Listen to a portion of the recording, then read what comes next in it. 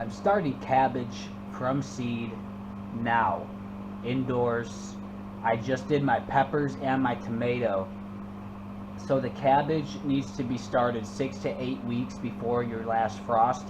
I am 6 weeks and 3 days out from my last frost, which is May 17th. And I'm going to be starting these cabbages as well as broccolis and some celery. The broccoli is 7 to 9 weeks before your last frost. That I'm a little behind on that, but that's okay. It'll still be fine. And I believe the celery is 10 weeks before your last frost. That needs a little bit more time to mature. Those celeries take a little time. Now the cabbage is important to note, something I read about. It will grow larger heads if it's got more space between cabbages. And the recommendation here is 12 to 24 inches apart in rows. So I'm going to go for 24 and try to give them that max space there to get optimal size. I want to save seed from everything this year because this year is going to be super important with the global supply chain and coming famine, all that collapsing. I think that seeds are going to be super important, and I want to save seeds for every generation. I want to watch the generations, and I just want to save all my own seeds indefinitely going forward. So everything I plant this year, I'm going to try to get at least a couple of the plants to where I learn the seed saving techniques of each crop. I want to show you this.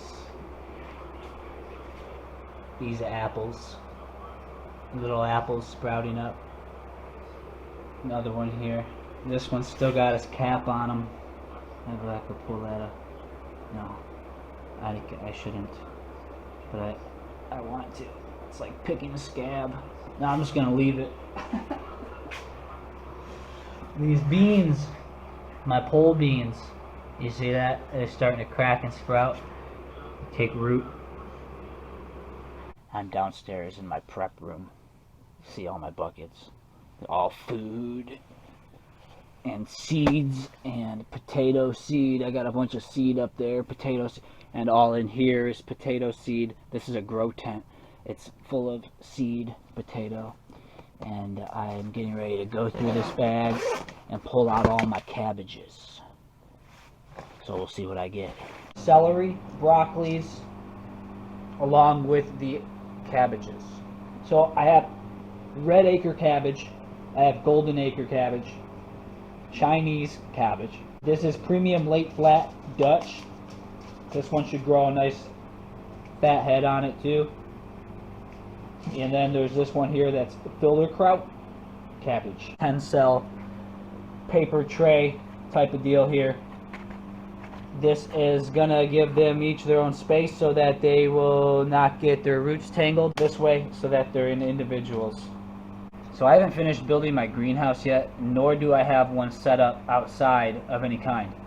So I am going to be doing the hardening off of my seeds, because they're all starting inside under my grow lights. So as I get close to time to transplant them outside, that 7 to 10 days prior to that, I'll be introducing them little more and little more to the outdoor light so that they can get themselves acclimated and won't get fried out under the lighting change. If you get days where it's too cold or it's too windy, too wet and rainy, you can skip a day, but just make sure that you make up for that day and you don't forget about it the next day. So just tack another day on to your hardening process. Make sure you get that 7 to 10 days of bringing them out and in and out and in. And as I get closer, I'll drop some more videos on how I'm doing that, because that's just part of the whole process here. So look into all that for yourself too. If you're starting under grow light and you don't know about this process, you need to know that you got to harden them off, which is to get them acclimated to the new lighting of being under the sun versus inside. Cells that I have here, there are 10 cells on each one of these. They're like cardboard organic quote unquote. And that'll be good for my broccolis and my cabbages and the celery. So I'll fill it with my base Hardening mix, and then I'm going to top it off with a little bit of the coconut coir fiber. These cells filled up with potting soil mix, and there's still some room there. There's like a crater in each cell that I'm going to fill with the coconut coir fiber, and that will be a fine mix to start my seeds in. Show you how it looks with the coconut coir fiber just lightly dusted over top of these cells to fill them, and these ones still got to be filled completely, and then these ones are done and ready for seed. Chinese cabbage, the red acre, and the filter kraut already in. Now you see I poked a couple holes, pretty shallow, like a 1/4 inch in each little cell, and I'm putting 3 seeds in each. So 1, 2, 3, and a lot of times I'll just do 2, just to be sure that stuff sprouts, in case there's like a chance that something doesn't germinate. There's an extra one in there. But this time around I'm doing 3. I have more than enough. I'm placing an order for more cabbages to replace some seeds that I'm using now, and I'm going to be seed saving in the future. I want to be sure that every cell sprouts. I started crushing eggshells and feeding them to my chickens. Not just the oyster shells, but they're getting used to eating off of their shells. I'm washing them real good, like triple, quadruple rinsing them and breaking them up into really fine pieces, and I'm putting them out in one of those rectangular feed trays that you would have for like your baby chicks, and they're pecking at that out there in the coop, and just enough for them to reach their head up and into it. Got the golden acre Chinese cabbage, red acre tall Utah celery, premium late flat Dutch cabbage, filter kraut cabbage, Calbress green sprouting broccoli, and Waltham 29 broccoli. Lined up, laid out for seed start.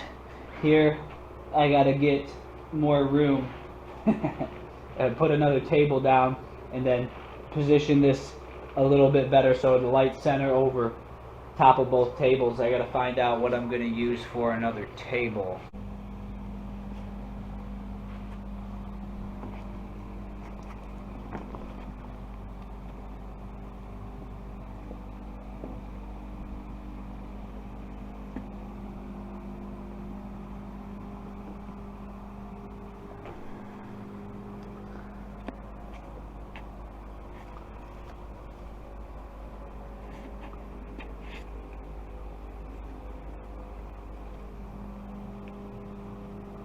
Avocado tree, another avocado tree, and then this is another avocado tree.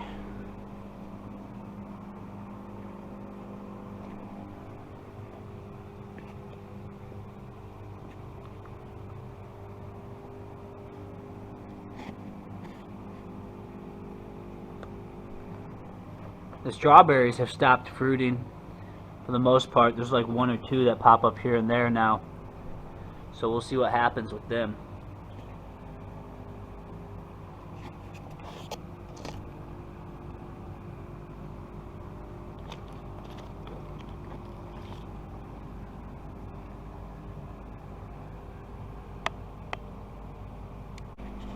So the cucumber there, I have to cut it where it grabs on and then reroute it. I gotta do it again and detach it from up there and then pull it around and wrap it back down and in between lower so that it stays within good range of the light.